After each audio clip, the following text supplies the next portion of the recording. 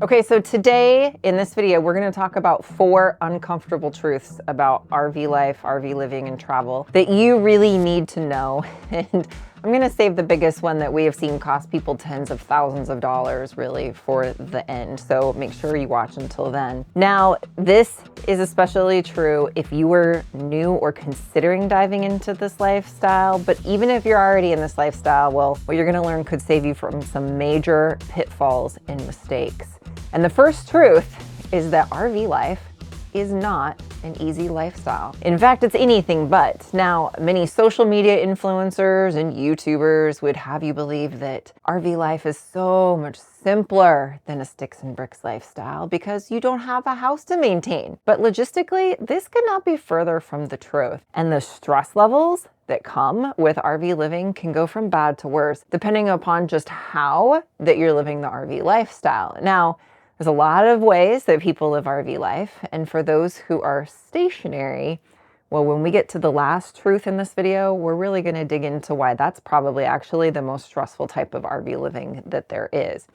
But more on that a little later. Now, if you are living a travel lifestyle with an RV, this requires a lot of planning. I mean, nothing is guaranteed, including a place to park your RV that night. There's a lot of unknowns regarding if you're going to even have a spot to call home from week to week, and then other logistics when you're moving around frequently, like getting packages delivered, figuring out where you're going to be and if Amazon can get there, medical care. I mean, the list really goes on. And when you're constantly moving to a new city or a new state, life just becomes exponentially more complicated.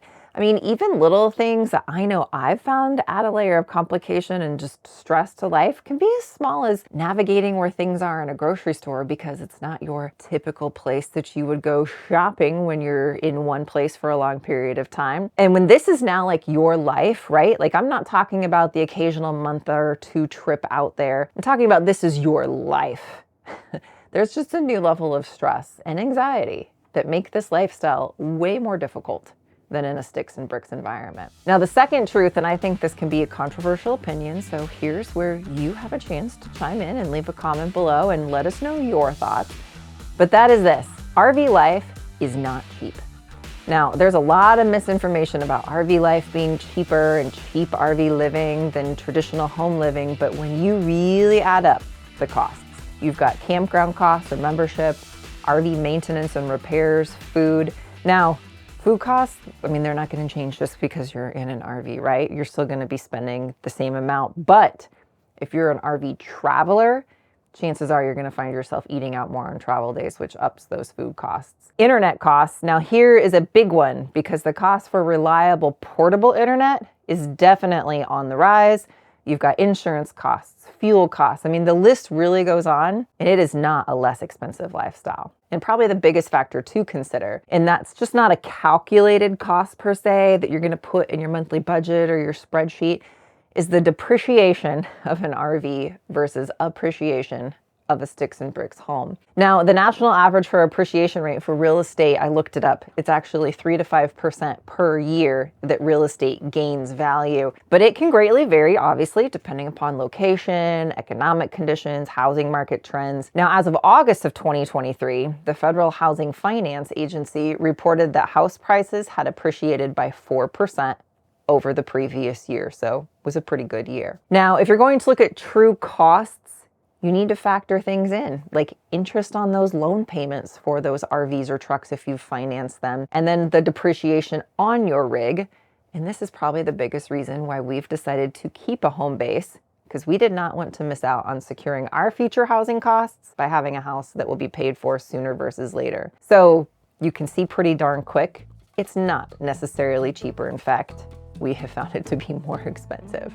Now, before I jump over to truths number 3 and 4, and probably the biggest truth that people just don't know or think about, I do want to take a quick minute to chat about something that does make life easier on the road for us. And that is one thing people don't always think about with laundry on the road. And that is why I love using EarthBreeze, which is the sponsor of this video. Now, the reason why I love using EarthBreeze for RV living is because EarthBreeze Eco Sheets are a space saver for RV life. Now, they look like dryer sheets, but they're ultra concentrated, liquidless laundry detergent, and EarthBreeze is better for sensitive skin. in. The formula is free from bleach and dyes and parabens, and there's a fragrance-free option as well. The cardboard packaging is lightweight, which eliminates the need for heavy jugs and reduces plastic waste. Now, don't even get me started about how most plastics don't end up being recycled. And you can get EarthBreeze subscriptions delivered via carbon offset shipping, and you'll get a full refund if you're not satisfied. You can get started by going to earthbreeze.com/gratefulglamper to get started with 40% off. That's earthbreeze.com/gratefulglamper for 40% off of your subscription. And if you do decide to go back to your old stuff, well, you can get a full refund on your EarthBreeze purchase, no questions asked. And a huge thanks to EarthBreeze for sponsoring this video. Now, truth number 3, RV life will not cure or fix your problems. There is a huge misconception out there, and really just a downright myth, that moving into an RV will solve all your personal or family issues. Depressed? Just move into an RV and travel the country. Marriage or family problems? You need more time together in a small space. That's what you need. When in reality, RV life can actually make things worse if you're not already in a good place mentally or emotionally. It's important to address family, marriage, or mental health issues before hitting the road, so that you have a plan of what to do once you are out on the road. And yes, of course, getting outdoors more and exploring new places can be fun and exciting, but it can also be anxiety inducing for some who are not already at a good place emotionally and physically. And remember truth number 1, RV life is not easy. If you're already in a spot where you're struggling with quality communication with your spouse, and you add levels of difficulty to life by setting out to live the RV lifestyle, it's not going to get better now just because you have to work together more often. I mean, if anything, the RV lifestyle can actually be something that brings out what's on the inside of us. And we've seen some pretty ugly communication when people are trying to park their campers. Just saying. I mean, you know who you are. Now, truth number 4, campgrounds are getting harder to book and they're getting more expensive, especially in warmer climates, especially during winter months or in popular destinations. Now, securing a spot can just be challenging in and of itself, but more and more people are jumping into RV life, and some are choosing RV life as an alternative to higher housing costs and causing high demand for campgrounds, which in turn have caused price increases even in areas like state parks. I mean, did you know, for example, Florida state parks now actually also charge a daily fee for electricity on top of the daily campsite fee? Now, since we're still in the middle of camping season, you're gonna have to let me know in the comments, what have you been seeing this summer? Has availability been an issue, and what have you seen regarding those campsite fees this summer? You'll have to let us know in the comments what your experience has been. Now, here is the most important truth you really need to hear, whether you are considering jumping into this lifestyle or whether you're already living the RV life. And that truth is this: RVs are not meant to be lived in full time. Now, before you go off in the comments about why I'm wrong, let me give you 5 factors as to why this is a bona fide truth. Factor number 1, RVs are typically constructed with lightweight materials to make them easier to tow or drive, which can and does compromise their overall durability. Over time, constant movement and vibration from travel can cause things like joints and seams and other structural components to weaken, leading to leaks. Hello, we've been there. Drafts and potential safety hazards. I mean, do the words frame flex ring a bell to anyone? Anyone? Frame flex? Does that seem like something you've heard somewhere before?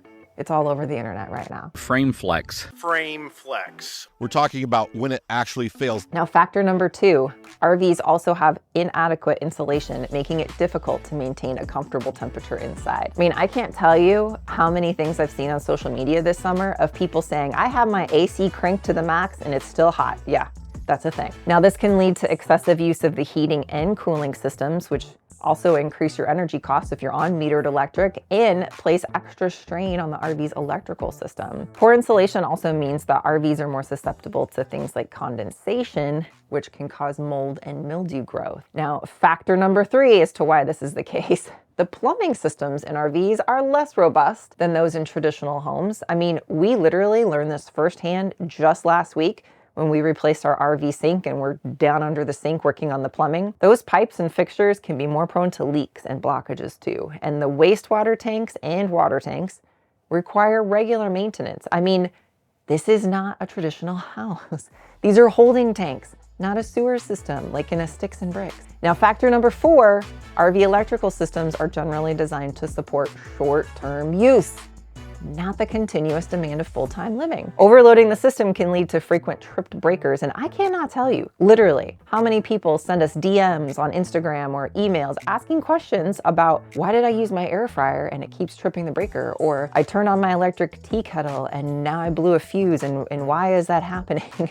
It's just not the same. I mean, we have spent a small fortune in our own RV to have a battery bank that balances out that power use, is to not have to worry about how many appliances that we're running at once, because an RV electrical system is just not the same as a house, and it cannot be used that way.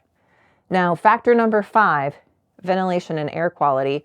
RVs can suffer from poor ventilation, leading to issues with indoor air quality. And you know that thing called mold that I mentioned earlier? Yeah, it's a big problem. Without proper airflow, RVs can become stuffy, and cooking and showering or using things like propane heaters can cause humidity and introduce harmful fumes into your RV living space. I mean, overall, the lifespan of an RV, if it's lived in full time, is generally shorter than that of a traditional home. I mean, by a long shot.